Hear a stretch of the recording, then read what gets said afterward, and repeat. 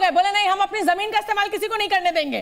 तो कुल मिलाकर आप ये हर भारतीय की जो भावना है वो आज इस G20 सम्मेलन में दिखाई दे रही है, और तमाम लोग जो है वो अपने अपने फोन से, टीवी से चिपके हुए हैं, क्योंकि विदेशी मेहमानों के आने का सिलसिला शुरू होने वाला है। और वो जो टारगेट्स हैं, वो जो ताकत का प्रदर्शन है, वो कहीं ना कहीं एक देखने की इच्छा होती है। लेकिन मोदी जी की डिप्लोमेसी की सबसे बड़ी जीत कौन सी? मोहम्मद बिन सलमान अभी हमको दिखाई दे रहे थे। सऊदी अरब वो जिसका खास चमचा पाकिस्तान है, ये कहें तो गलत नहीं होगा। हाँ। लेकिन चमचे को इस बार निराशा मिली है, क्योंकि जो पूरा का पूरा बैगन है वो खाली हांडी है, वो हांडी भारत आ गई है लेकिन पाकिस्तान नहीं जा रही है। बिल्कुल, ये मोहम्मद बिन सलमान की तस्वीरें भी हम दिखा रहे हैं। सऊदी प्रिंस, क्राउन प्रिंस हैं, और ये भारत की एक कूटनीति की जिसे कहा जाए बहुत बड़ी जीत मानी जा रही है। खासतौर पर अगर पाकिस्तान के नजरिए से देखें, इस्लामिक देश है, और ये लगातार पाकिस्तान जब भी भारत पर कोई दबाव बनाना होता है तो इन इस्लामिक देशों के मंच पर पहुंचकर कई तरीके से जिसे कहा जाए कि मिसरिप्रेजेंट करता है भारत को। आरती जी। बिल्कुल, देखिए सिर्फ पाकिस्तान सऊदी अरबिया का चमचा नहीं है, मुझे लगता है बहुत सारे देश चमचे हैं। लेकिन ये जो मोदी जी की कूटनीति आज इन्होंने दिखाई है मोहम्मद बिन सलमान के आने से, वो एक और भी संकेत दिखाता है। मोहम्मद बिन सलमान वही व्यक्ति है जिन्होंने जो बाइडेन को नाराज़ कर दिया है। इनफैक्ट जो बाइडेन ने काफ़ी कोशिश की मोहम्मद बिन सलमान को रीच आउट करने की, पर प्राइम मिनिस्टर मोदी की आप देखिए कि क्या आज की डेट में ग्लोबल स्टेज पे कितना उनका महत्व है और कितना उनको मानते हैं लोग कि मोहम्मद बिन सलमान आए इस इवेंट पे। तो ये सिर्फ संकेत, ये एक चीज, इसको हमें इस नजरिए से भी जरूर देखना होगा कि ये जो मोहम्मद बिन सलमान आए हैं, सऊदी अरब के क्राउन प्रिंस का किसी देश में इस तरीके के मंच पर शामिल होना सऊदी अरब के अपने एक कट्टरपंथी उस सोच से आगे निकलने को भी दर्शाता है। मेरे ख्याल से अब काफी रिफॉर्मिस्ट हो गया है। मतलब सऊदी अरब भी बहुत आगे बढ़ रहा है। अभी देखा उनका जो इंटरनेशनल मुस्लिम कन्वेंशन के जो प्रेसिडेंट हैं, जो सऊदी अरब के नंबर 2 माने जाते हैं, वो आए थे। रजीद डोभाल के साथ उन्होंने इंडिया इस्लामिक कल्चरल सेंटर के अंदर बातचीत की थी। तो मेरे ख्याल से एक मॉडर्न इस्लाम को अब सऊदी अरब प्रमोट करना चाहता है, और वो पाकिस्तान को इसलिए पसंद नहीं करता है क्योंकि पाकिस्तान को जाना, हमारे यहाँ जाने जा रहे हैं, हमारे यहाँ 21 देशों के 20 देशों के राष्ट्राध्यक्ष और बड़े ऑर्गेनाइजेशन के प्रतिनिधि हैं। G20 के लिए भारत को जाना जाएगा, और उसको जाना जाएगा तहरीक तालिबान पाकिस्तान के लिए, उसको जाना जाएगा अलकायदा के लिए पाकिस्तान को, उसको जाना जाएगा आईसिस के लिए। मंजू सेठ का मैं रुख कर लेती हूँ। मंजू सेठ जी, ये मोहम्मद बिन सलमान पर हम लोग चर्चा कर रहे हैं, सऊदी अरब पर चर्चा कर रहे हैं, आपका क्या टेक है?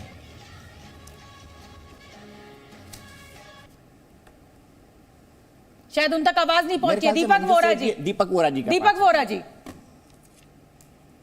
आप मोहम्मद बिन सलमान की बात कर रहे हैं, आपने बिल्कुल सही कहा। इज यंग, डायनामिक, रिफॉर्मिस्ट है, फंसा हुआ था यमन के जंग में, अब वहां से भी अपने आप को बचा के बाहर निकाल लिया है। अब वो चाहता है कि सऊदी अरब जानता है कि एक दिन तेल खत्म हो जाएगा, पोस्ट ऑयल एरा की तरफ हम जा रहे हैं, तो अब पोजीशन कर रहा है कि दूसरे तरीके से दूसरी एरियाज में हम लोग आगे बढ़े। इजराइल के साथ अगर इसकी दोस्ती हो जाती है, फिर तो मिडिल ईस्ट का पूरे जो उसका नक्शा है बदल जाएगा अगर इनके बायलैटरल रिलेशन सही हो जाते हैं।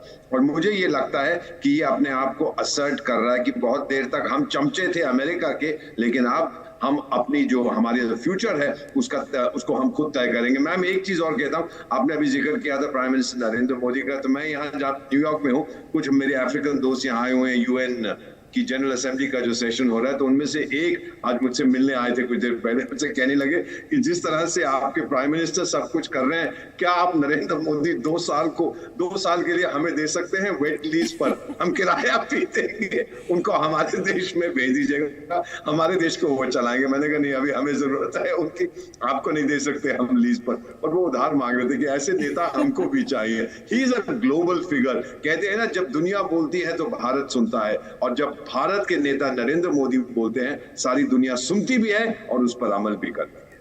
बिल्कुल बिल्कुल सही कहा। और नेता के पास क्या होना चाहिए? नेता के पास दृष्टि होनी चाहिए, विजन होना चाहिए। वो मोदी के पास है, किसी भी सब्जेक्ट को लेके, किसी भी पर्सपेक्टिव को लेके। और गुजराती है तो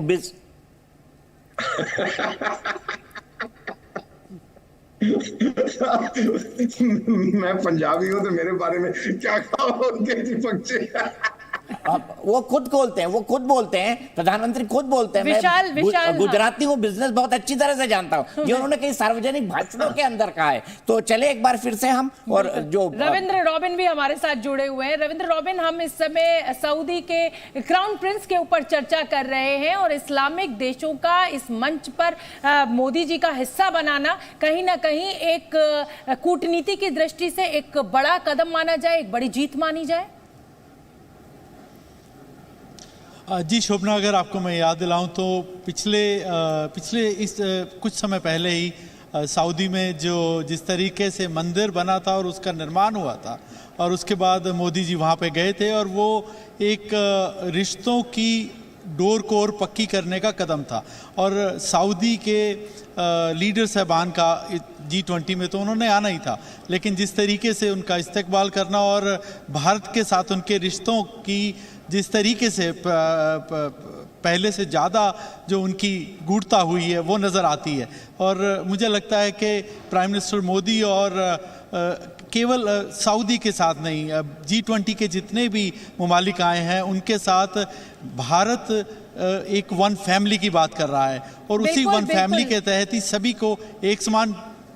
बिल्कुल, मैं आऊंगी रॉबिन जी, लेकिन तस्वीरें क्योंकि आ रही हैं और अश्विनी वैष्णव जी स्वागत करने के लिए पहुंचे हैं। मेहमान सीनियर कैबिनेट मिनिस्टर हैं और मेहमान के रूप में सऊदी अरब के क्राउन प्रिंस को आमंत्रित किया गया है प्रधानमंत्री मोदी के द्वारा। मेहमान के तौर पर, मेरे ख्याल से मैं गलत नहीं हूं तो वो स्टेट गेस्ट हैं। दो ही लोग स्टेट गेस्ट हैं G20 के सम्मेलन में, वो है जो बाइडेन और मोहम्मद बिन सलमान। और अश्विनी वैष्णव जो बहुत प्रोमिनेंट कैबिनेट मिनिस्टर है, IT, टेलीकॉम, रेलवे, जितने भी बड़े बड़े पोर्टफोलियो हैं, वो स्वागत करने के लिए पहुंचे हैं। तो ये दिखाता है मोहम्मद बिन सलमान को हम कितना अटेंशन दे रहे हैं, सऊदी की फर्स्ट फैमिली को हम कितना अटेंशन दे रहे हैं। रॉबिन, अपनी बात पूरी कीजिए।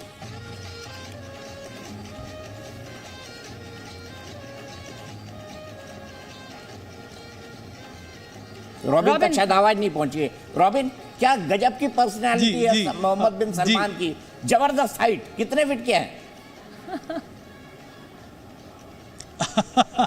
ये तो मुझे नहीं मालूम कितने फिट किए हैं, लेकिन उनका आप इस उनका जो कद है उसको इस ढंग से मुझे विदेशी मेहमानों का डेलीगेशन आता हुआ अब तस्वीरें मिलने लगी है, गाड़ियों का ये कारगेट आगे बढ़ता हुआ। प्रधानमंत्री नरेंद्र मोदी भारत मंडपम में मौजूद है इन तमाम विदेशी मेहमानों का स्वागत करने के लिए। और देखिए ये जो कारों का काफिला है, इसके ऊपर G20 का लोगो बना हुआ है, जो मैं जैसा कि लगातार बता रही हूँ कि राष्ट्रीय ध्वज के, हमारे तिरंगे के जो जीवंत रंग है, केसरिया, सफेद और हरे एवं नीले रंग से ये लोगो प्रेरित है। और देखिए विदेशी मेहमानों की एक काली गाड़ियों का काफिला भारत मंडपम पहुंचने लगा है। प्रधानमंत्री नरेंद्र मोदी, NSA अजीत डोभाल और यहां पर मौजूद हैं इस समय, और ये पहला मेहमान स्वागत करने के लिए भारत पूरी तरह से तैयार है, भारत मंडपम पूरी तरह से तैयार है। प्रधानमंत्री नरेंद्र मोदी वहां पर पहुंच चुके हैं। प्रणय, ये इस समय क्या अर्जेंटीना के प्राइम मिनिस्टर पहुंचे हैं?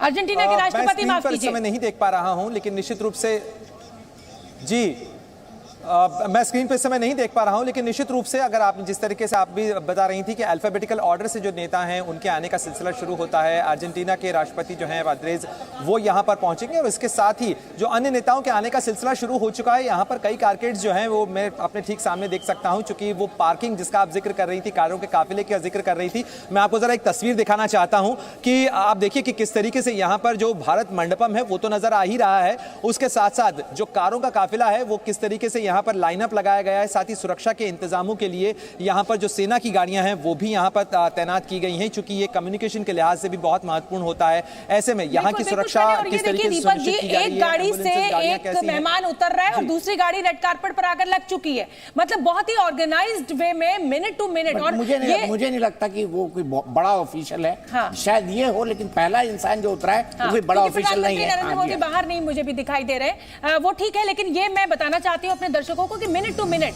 बहुत ही ऑर्गेनाइज्ड तरीके से इस पूरे आयोजन को अंजाम दिया जा रहा है। और रात दिन की मेहनत है तमाम सुरक्षा बलों की, मिनिस्ट्री ऑफ MEA की, और जिसे कहा जाए कि अब बस इंतजार शुरू हो गया। 9:20